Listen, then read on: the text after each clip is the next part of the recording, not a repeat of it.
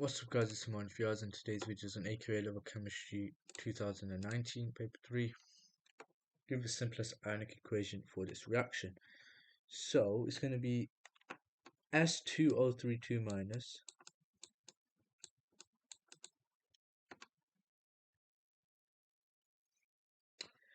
plus 2H plus arrow SO2 plus solid plus H2O. State the property of sulfur dioxide that causes pollution when it enters rivers. Acidic. Given the equation, show the reaction of SO2 with water, SO2 plus H2O to form a H2SO3. Yeah. Draw a diagram to show, and this again is equation you have to memorize off by heart. It's not like I just made up at the top of my head. I've gone through that and I've memorized that equation. Draw a diagram to show the shape of a molecule of H2O. Include any lone pairs of electrons. So I've got my oxygen, hydrogen, and I've got, remember, 2 lone pairs of electrons. The bond angle 104.5 degrees, but I need to put it here, 104.5 degrees.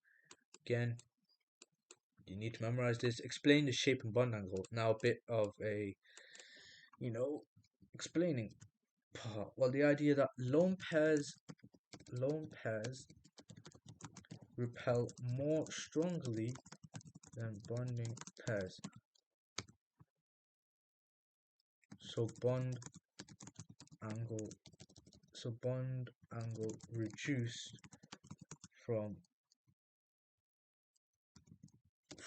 109.5 degrees. Less than that. Initial reaction between sodium thiosulfate and hydrochloric acid will be monitored by measuring the time taken for a fixed amount of sulfur to be produced.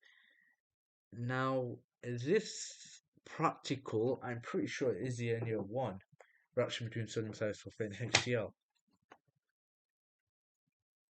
I'm just going to check now.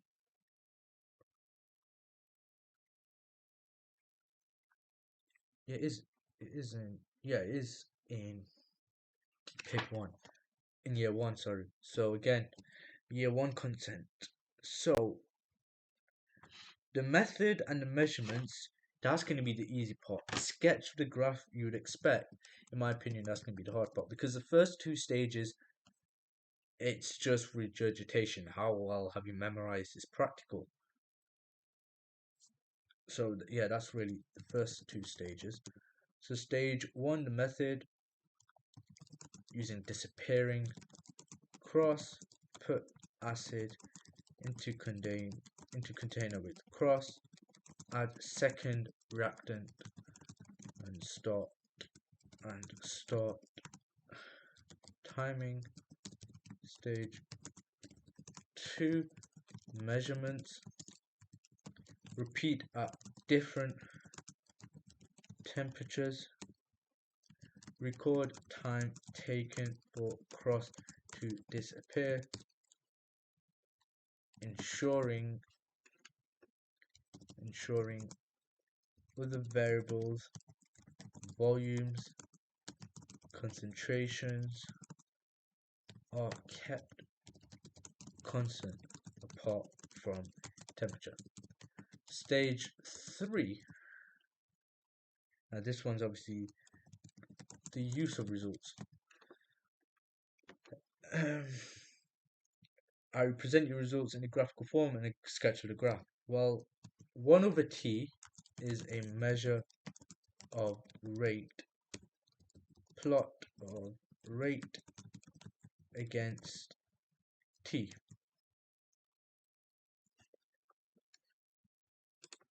And you should get it like, that's t, that's rate, and it's just like that, like an exponential curve. Then it says question 2, draw displayed formula of a molecule of H2SO4.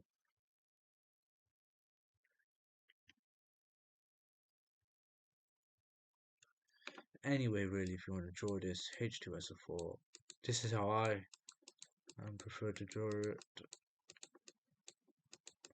Yeah. Then it says in aqueous solution, sulfuric acid acts as a strong acid. The H2SO4 dissociates to form HSO4 and H+. The HSO4 minus acts as a weak base and dissociates to form SO4 2 minus and the H plus ion. Given equation to show each stage in the dissociation of sulfuric acid in aqueous solution. So I know first thing H2SO4 dissociates to HSO4 H plus, HSO4 minus plus H plus, that should be minus divided by plus H plus, that's easy. Then the HSO4 minus acts as a weak acid to dissociate to form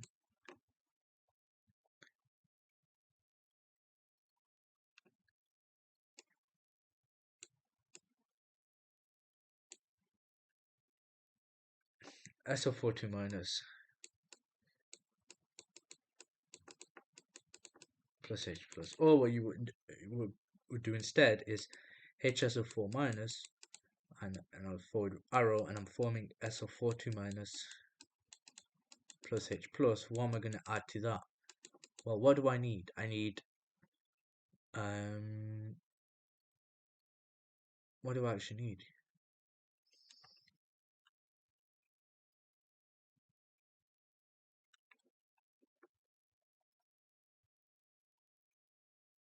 Well, that's going to be H3O plus, and then that would be H2O. And it would still be reversible. So yeah, that one's definitely simpler. Describe the method should use to make the solution. Okay. Weigh solid and transfer using a method that allows an exact mass of solid to be known. Dissolve in water in suitable container. Transfer with washing into volumetric / graduated flask. Make up to mark / 250 centimeters cubed. And don't forget the final part, and then shake / invert / mix, any of those three. Then it says 3.4, 6 marker on Ka and all of that. So it says a solution that contains this much of NaHSO4 in this much solution has a pH of that calculated value of Ka for the hydrogen sulfate ion that's behaving as a weak acid to the units of Ka. I'll just go back up. So Ka. So first thing I would do, forget anything else. Let me construct the Ka expression. Even though it's not telling me to do that, it's 6 marks. It's definitely not going to be, a simple question.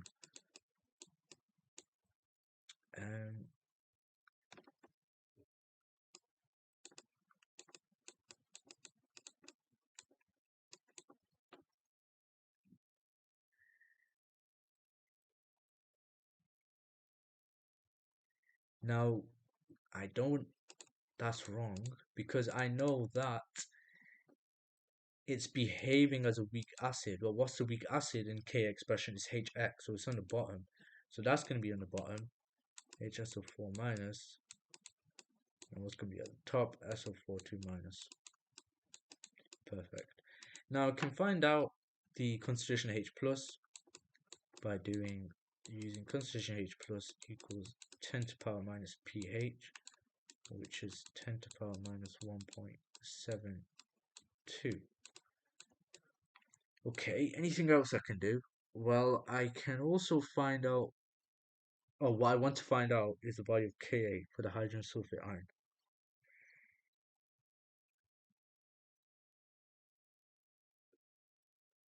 I can also find out the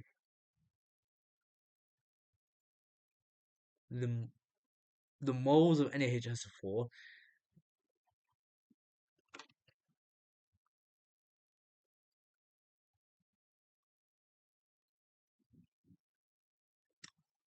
So let me do that.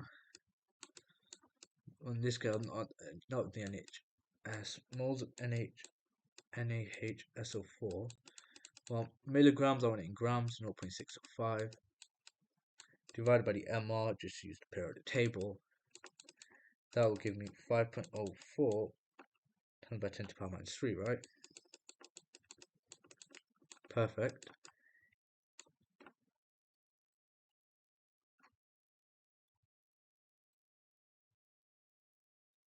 Then, on the concentration, moles of concentration of volume, concentration to moles, times by the volume,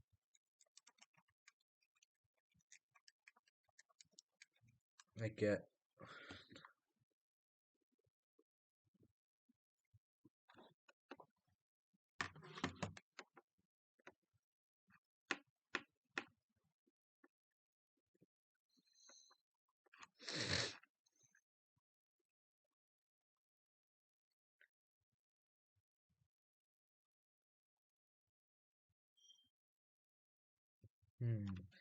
then I need to times it by 10 moles of HSO4 minus, because moles of concentration times volume, concentrations of moles divided by the volume, and that makes sense because then it'd be 5.04 times by 10 to the power minus 3 divided by 100 divided by 1000, and then yeah, you would get 5.04 times by 10 to the power minus 2. Perfect.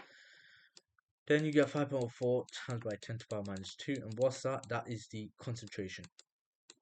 Obviously not of H, I'd say concentration of HSO4 minus. HSO4 minus. And now a very important thing now is to recognize I can't solve this equation. I can't. Reason being is that I've got concentration H plus, easy. I've now worked out the concentration of this. I want to find out Ka, but I don't know this as well. So what I'm going to use is the other equation. Ka equals concentration H plus squared divided by HSO4 minus. Like, in some cases it's not really telling you you have to use it. It's not really implicit. So if you're struggling and you're like, there's no way I can get this by using this equation, then use the other one where you assume concentration S42 minus is equal to concentration H plus, but H plus equal to S42 minus. Then Ka is 10 to the power minus 1.72 squared divided by what I just worked out now. So 10 to the power minus 1.72 squared divided by my answer, -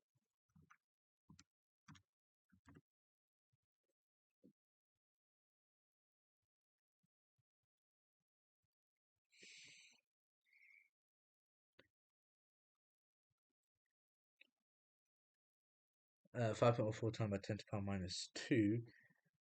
But then again, if I look at what I'm working with, that HS4 minus and that. Well, if this is, yeah, so if I find out the concentration, what I've done of H plus 0.091, then I've got a concentration of NaHSO4 times by 10, because that's the concentration divided by 100 over 1000. Then to find out what I need to do then is do 0.0504, 5.04 times by 10 to the power minus 2 minus 10 to the power minus 1.72.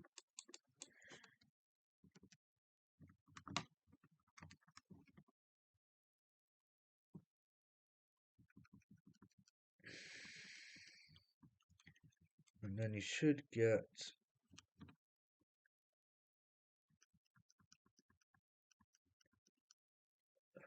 1.17 times by 10 to the power minus 2. And the units, well, don't be fooled, the units moles per dm minus cube squared with moles per dm minus cube, so it's going to be moles per dm minus cube. Some sodium sulfate is dissolved in a sample of a solution from question 2.4. Explain why this increases the pH of the solution. Well, if some sodium sulfate is what did it say again? Some sodium sulfate is dissolved. Explained as it increases pH. Sodium sulfate is dissolved. So what happens? Obviously, I'm working with this equation, right? Add sodium sulfate. That's gonna go to there. So what's equilibrium gonna do? Equilibrium is gonna oppose that because I've added some sulfate ions. It's gonna oppose that. It's gonna move to the left hand side, and therefore I've got more moles of this, but more importantly, I've got fewer moles of concentration H plus. That decreases, therefore pH increases because pH, remember, if you remember, pH equals minus log 10 concentration H plus. If H plus increases, pH decreases. If H plus decreases, pH increases. It's the opposite. So equilibrium moves to the left to counteract the increased sulfate ions. The sulfates dissolved, so yeah, the sulfate ions then SO42 minus. So concentration of H plus decreases and pH increases. Question 3. I can't go through any of question 3 because I have not even gone through this topic yet. So yeah, I've got to skip that question 3. Question 4. Question 5. Question 4. Name the mechanism for the reaction between potassium cyanide and ethanol. Now, I like these type of questions, the 1 markers, that I like name this mechanism. It's just testing you how well do you know your mechanisms, right? So, name the mechanism for the reaction between potassium cyanide and ethanol. So, if you're really struggling, what I would do is then, what is an ethanol? It's an aldehyde. So, aldehyde with potassium cyanide followed by dilute acid to form a hydroxynitrile is obviously going to be nucleophilic addition. Nucleophilic addition.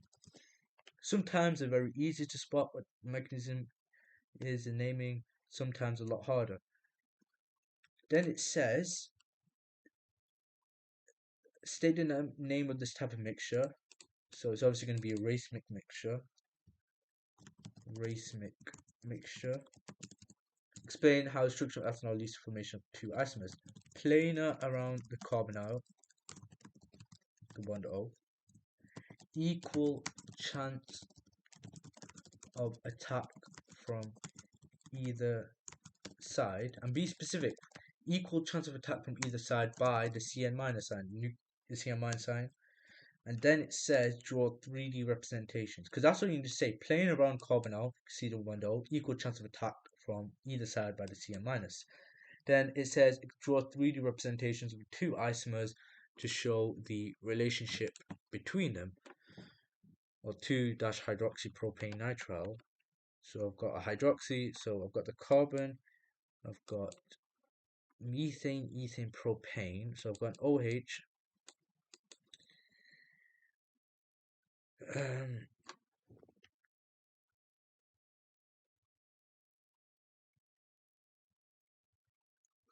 this case, obviously, I'm going to use I've got Cn here, got what have I got here? Hydrogen here, and then a methyl group here, and then I'd go dotted line here, and then that stays the same, obviously, carbon, but then instead I've got a NC here, CH3 here, and then that stays the same. Oh, actually, this goes more to this side. Hydrogen. Suggest 2-hydroxypropionitrile can be used in the synthesis of the monomer acrylonitrile. Suggest a suitable region and conditions for the conversion of that into a nitrile. That. Concentrate H2SO4. Conditions. Heat. Concentrate H2SO4. Heat.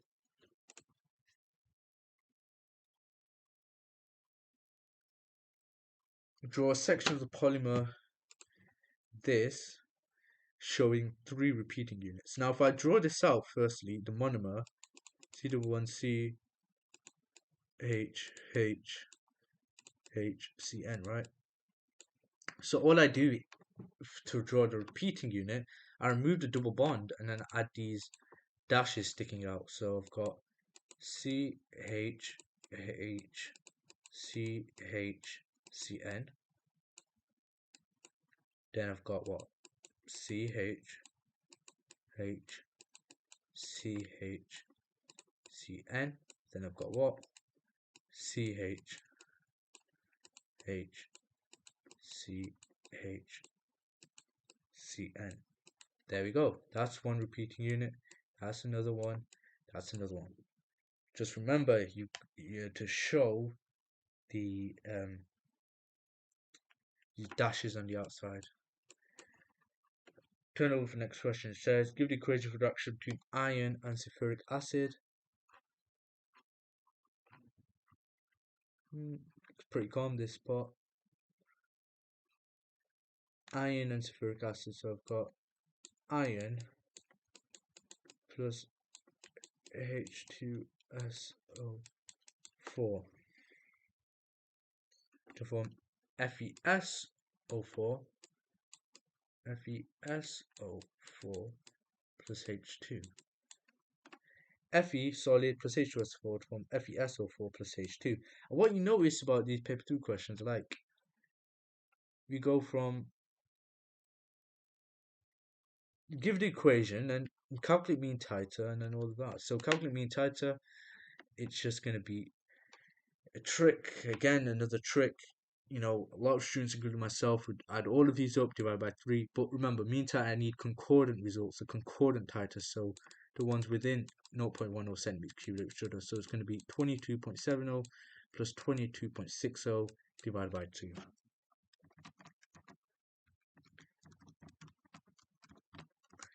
22.65 centimeters cubed. Then it says give the overall ionic equation for the oxidation of that in acidic conditions. Now this is going to be 5Fe2 plus, I haven't gone through this topic, but yeah, it's just copying the equation from the mark scheme. And I'll probably have to memorize this equation later on when I do go through this topic in class.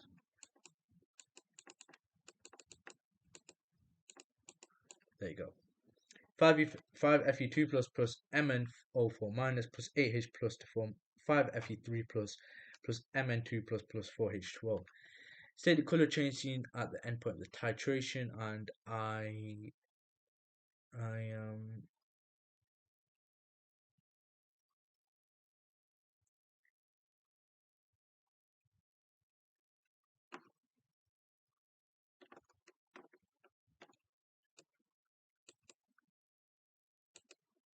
colorless to pink. And then this question, 5.5, bit of a unique question. Name the piece of apparatus for used for these stages of the method. Taking 25 centimeters cube portions, pipette, adding the potassium manganate 7 solution, burette. And the reason being it's burette is because, remember, the potassium manganate solution, I'm going to be adding that drop by drop, and burettes let you measure different volumes and they let you add the solution drop by drop. And yeah, that's it. And then 5.6, the balance used to weigh the 680 milligram of iron has an uncertainty of that a container was weighed and its mass was subtracted from the total mass of the container and the wire. Calculate percentage uncertainty using the balance. So first thing I would spot, that's in milligrams, that's in grams. So I gotta convert this milligrams to grams. How do I go from milligrams to grams? I just divide by 1,000. And to go from grams to milligrams, it's just opposite way around, times by 1,000. But I don't want that, I want to go from milligrams to grams, so it's going to be 0.680 grams. Right, and I know it has an uncertainty of that, 0.005, divided by 0.680 times by 100, right? And then most students will call it a day, and they're like, that's it, that's for 1 mark, I converted milligrams to grams and then did it divided by that. 0.05, 0.005 divided by that times by 100. But there's another trick. The container was weighed and then its mass was subtracted from the total mass of that. So I've got two readings, so therefore I need to times that by 2. 0.005 times by 2 divided by 0.680 times by 100 and 1.47%. 1.47%.